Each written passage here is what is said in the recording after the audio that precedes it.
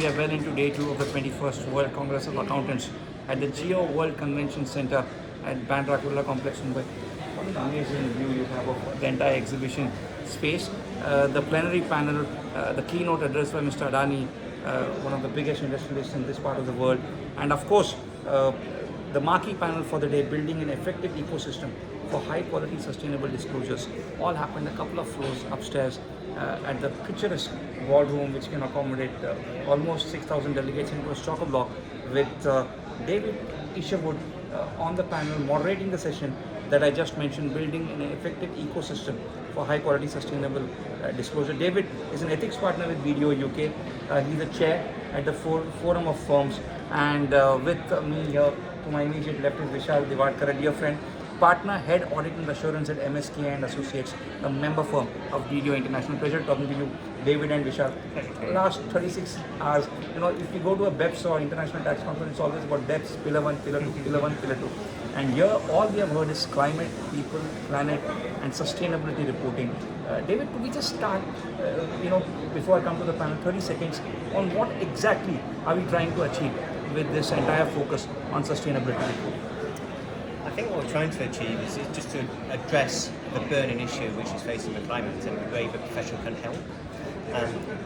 There's no doubt that history shows that transparency and high quality disclosure and reliable information informs stakeholders to make the proper decision. And most stakeholders understand the urgency of climate change and what we must do. So just having that disclosure and the reliability of it is going to really help them make the right decisions. Arun Johnson mentioned yesterday, the outgoing IFAC president, in his opening address, that planet is high on the Congress agenda. Planet was very high on the COP27 agenda in Egypt just a week ago. So you really think that there is momentum for sustainability reporting and ESG? Yeah, I mean, it's global momentum, there's no doubt about it. And I think if you're enlightened within the profession, you've seen that for quite a number of years. Many people in the profession have been advocating high quality disclosures, assurance on it if you're reliable. And to be fair, the burning platform hasn't been there until recently, until the regulators and the stakeholders and the consumers have really focused on it. But now they have focused on it, but I think the momentum is actually unstoppable. David, I'll just ask a question to Vishal before we come to the panel. Vishal, you're seeing momentum for ESG reporting in India as well? No, absolutely, Arun. I think even from a global perspective, the momentum that we've seen between COP26 and COP27, there's been tremendous progress made. I think as we've always been in India, forward-looking, SEBI has come forward and mandated, the 1,000 companies by market cap to publish what we call the BRSR reporting from this current fiscal year onwards. So I think there's tremendous momentum. Now it is for us to really embrace this, and from a standard setters perspective to actually keep evolving to meet the sort of demands and requirements of sustainability disclosure.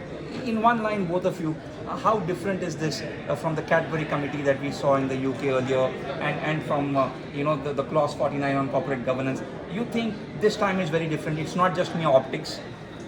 No, it is different. I mean, there's an urgency about it, and it's an existential risk. It's not within an organisation like Cadbury was or governance was. Those are truly important, and we've changed corporate governance for the good. But this is existential. It affects everybody outside of the accounting. To me, this is, I think, the most striking part of this is it's so forward-looking. It's out in the future, and what I think we need to do as professional accountants to address a global sort of issue of this magnitude. I think that's the gravity of the... Brilliantly set up for the panel. The key takeaways, David, from the panel discussion that you moderated. Anything that you think our audience can take away from it? Well, I think, for many years, people have been crying out for high quality disclosure and assurance standards in this area. And to be fair, some people have been doing it as a bit of an excuse. We heard on the panel today that every single part of that standard setting regime is committed at real pace to delivering high quality standards. So my takeaway from that is they're going to be delivered very, very quickly. So then it's up to the profession to grasp those and actually deliver the work which society demands. And how's the momentum closer home? Say, for example, the UK EU. It's the same, and momentum again. It's broader than profession. This is something which is driven by consumers, it's driven by activists, it's driven by government, and it's driven by regulators. And everybody's coming together. So the momentum is, if the inertia is there, the momentum is unstoppable. Yeah, David, this may sound quite a basic question, but I can't resist asking it as a novice on this subject.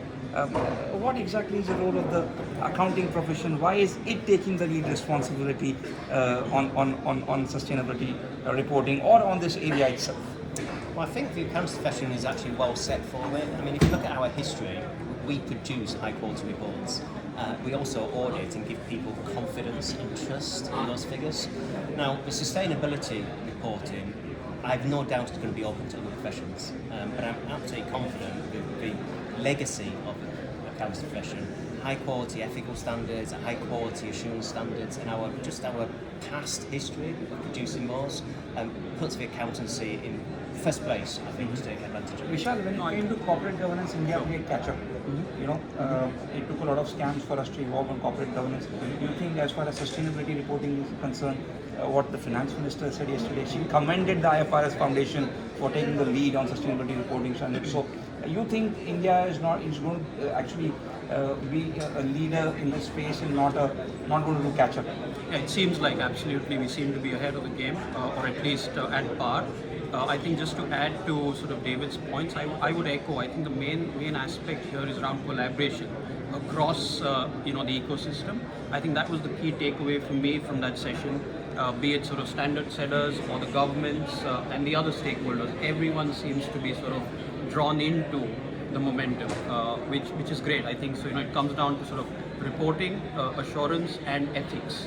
I think those are the key sort of aspects. And where do we stand when it comes to assurance standards, Vishal? Are we there? So I think like the chair said there, we already have a framework, an assurance ISA 3000 framework. I think that's a great place to start.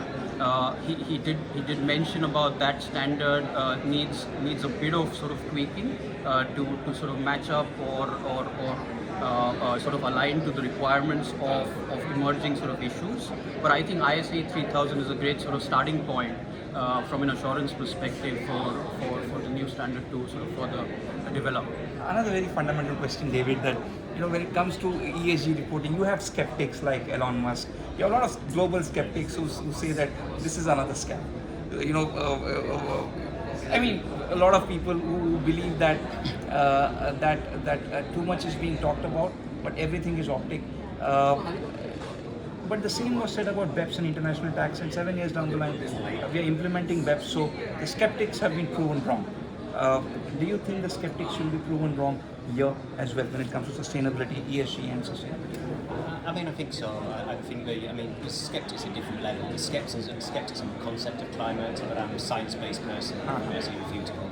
The skeptics that actually full disclosure will make a difference, but I don't believe that. I think people need to be informed, there needs to be transparency, and if corporates are accountable to their actions and where they live within our environment, then I think people will make choices. Last question. 2 years down the line, David, or 4 years down the line, the next World Congress, wherever it's going to be held, what do you think we'll be discussing on this subject? Hopefully the success of it, and we'll be basking in our glory.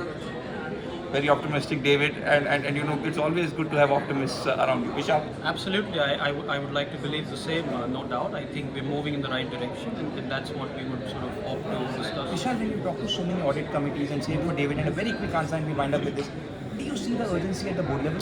Because that's what finally matters. Whatever the regulators lay down, you don't want it to be a check the box, but you see that sort of urgency at the board level among executive directors, independent directors, the concerned stakeholders. Do you see that urgency? I honestly do, Arun, but I think like you rightly said, we can't have this to be a compliance check the box exercise. This has to be embraced, and whether we do it in spirit, I think time will tell. But I think I do see the urgency.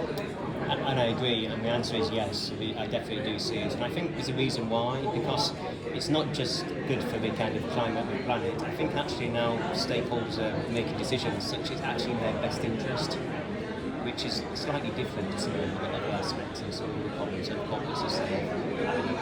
It's in their best interest to actually embrace this. David, Vishal, what a pleasure talking to you. 7-8 years back, we first heard about BEPS, and there were a lot of naysayers all across the world, and we kept doing conference after conference of Taxsutra, and you had so many people from corporate world wondering whether this will be a reality. It is. As for sustainability reporting, 2 years down the line, we'll interview David and Vishal, and hopefully we will be discussing progress on sustainability reporting, because, as a lot of people said, climate action is critical for the planet. Thanks, David. Thanks, Vishal. Thank you. Pleasure.